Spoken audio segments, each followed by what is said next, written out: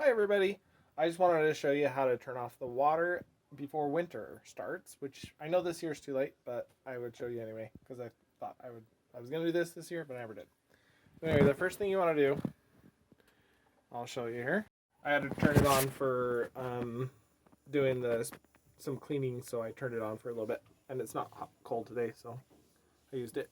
Anyway, so the first thing you do is turn off the pipe that goes out to the this one goes to my main house, which goes to my soft water stuff, and then this one down here, which is way down there, that one needs to be turned off and sprayed out through your sprinkler. So before you spray out your sprinklers, you turn off that, and then you can see it. That's the sprinkler one that goes down to the ground. Anyway, this one up here goes up to my two sprinkler heads outside. Anyway, so here's the next step: is you come out here and turn off. Well, you turn off, I had this off already, obviously you'd have it off probably.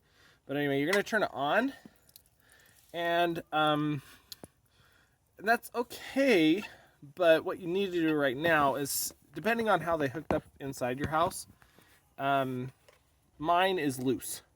It doesn't have a connection. So what I'm going to do is pull it and push down slightly so that the pipe inside is going slightly downward. Because like it should be installed so that this is up a little bit inside the house, but depending on how they installed it, like mine, they just put it right into a pipe that went out there, and it's like 12 inches in, which is great. But if it was leaning backwards slightly like this, I had one like that this year, then it wouldn't get the water out that needs to be there. Even though this is off, it's actually slightly down, and that water can freeze and break your pipe. So that happened to us this year. Anyway, so you want to push down so that the water drips out all the way. And that's how you turn it off. So now, and this is on right now. I like to leave mine on through the winter. You can turn it off at this point and it would be fine. But I like to leave mine on. And then I turn this, I just make sure that was at one point leaked all the way out. And the water, when this is turned off, when you turn this spigot, it actually turns something that's way inside, like 12 inches inside. So that's, or depending on how deep it is and how cold and what they installed. Some of them are only a few inches deep in some areas. So here in Smithfield, it goes way back there, 12 inches. So it shouldn't burst any pipe. If you do have a pipe problem, when you turn it on in the spring, just watch for any leaking in the basement. And if your pipes are exposed, obviously it's easy to see. But if you've had your basement done, you'll see dripping through like the ceiling, and you'll want to turn off that pipe right away. And then you'll have to tear out the ceiling where that is and install something else or replace the piece that broke. In the front yard this year, this one I turned it on for just a little bit, right after the freeze, and I was going to use it for a sec to water the chickens because it wasn't cold outside, and this particular pipe was broke.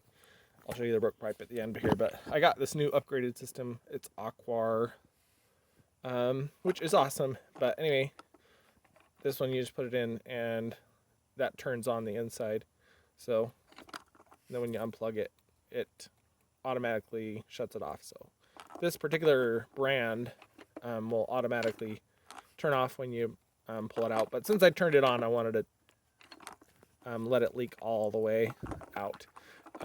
It would have been fine without doing that because I installed it with it at an angle, so it's up like this inside, and I got it bracketed on with the pipe. You don't want to do the pipe, but you want to do like the metal part that this connects to if it's PEX or anything else, but you don't want to do the pipe. So I'm just plugging it in and unplugging it for a few times so that the water, make sure there's no water even in the pipe inside, even though this one would be fine because it's 12 inches in when it doesn't ever come out to this point. And since I turned it on, I'm going to just let it leak the rest of the way.